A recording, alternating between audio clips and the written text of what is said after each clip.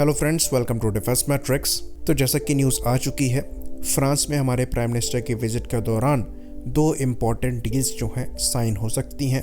पहले रफाल को लेकर है, करीबन 26 रफाल इंडियन नेवी के लिए एक्वायर किए जाएंगे और 3 एडिशनल स्कॉर्पियन क्लास की सबमरीन्स को लेकर भी डील यहाँ पर साइन हो सकती है।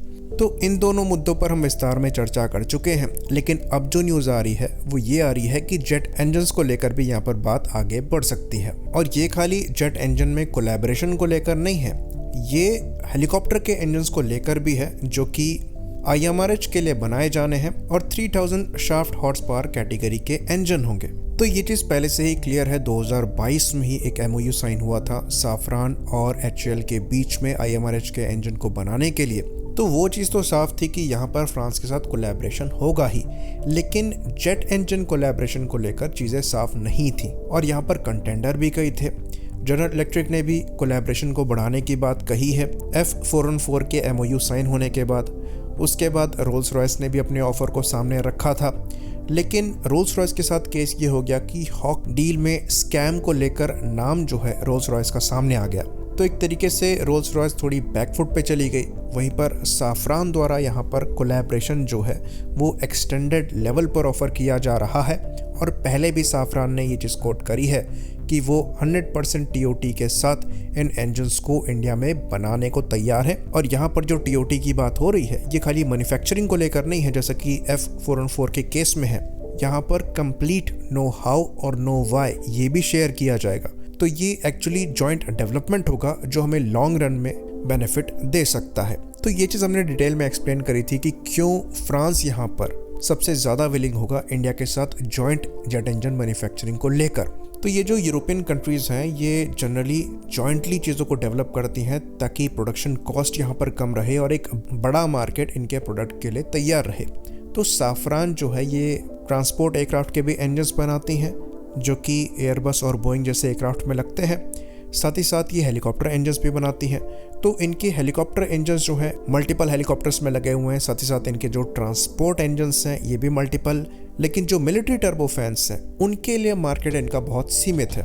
इनके जो M88 इंजन है ये खाली रफाल में ही लगे हैं, तो रफाल की जितनी बिक्री होगी उतने ही इनके इंजन्स की बिक्री होगी।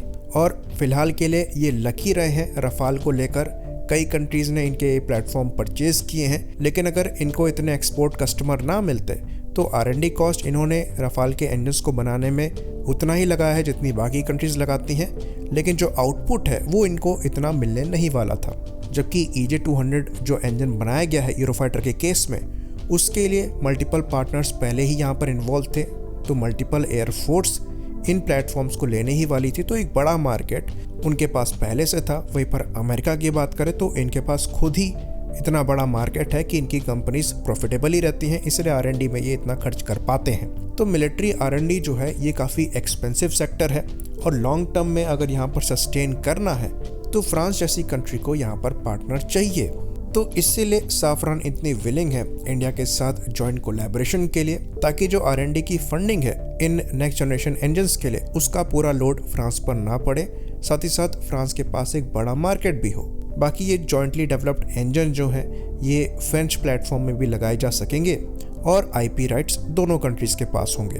तो कुछ ही दिनों पहले हमारे DRDO चीफ द्वारा साफरान की जेट इंजन मैन्युफैक्चरिंग फैसिलिटी को विजिट किया गया, जिसके बाद साफरान ने ये स्टेटमेंट दिया कि वो पूरी तरीके से तैयार है इंडिया के साथ कोलैबोरेट करने के लिए नेक्स्ट जनरेशन इंजन को लेकर। और यहाँ पर जो विजिट हुई थी ये एक्चुअली काफ़ी हाई प्रोफाइल थी और काफ़ी डीप डिस्कशन कई मुद्दों को लेकर हुआ है। तो इस चीज़ के इंडिकेशन मिलना चालू हो गए थे कि कुछ तो यहाँ पर कुक हो रहा है, क्योंकि प्राइम मिनिस्टर की विजिट से पहले ग्राउंड वर्क की जो तैयारियां हैं वो दिखाई दे गई थी। तो ये एक्सपेक्ट किया जा रहा था कि हमारे प्राइम मिनिस्टर की विजिट के दौरान रफाल डील साइन हो सकती है। साथ ही साथ इंडिया और फ्रांस के बीच में नेक्स्ट जनरेशन जेट इंजन को लेकर किसी तरीके का MOU साइन हो सकता है। खैर MOU साइन होगा इसको लेकर तो अभी तक कोई न्यूज़ नहीं आई है, पर यह न्यूज़ ज़रूर है कि जेट इंजन को लेकर जो कोलैबोरेशन हो सकता है उस पर विस्तार में बातचीत होगी। तो पॉसिबिलिटी एग्जिस्ट करती है कि अभी भी MOU हो सकता है साइन हो जाए। आई होप इन्फॉर्मेशन यहाँ पर क्लियर रही हो। इसी बात पर इस वीडियो को भी हम ख़त्म करेंगे। लाइक करिए, सब्सक्राइब करिए। जय हिंद।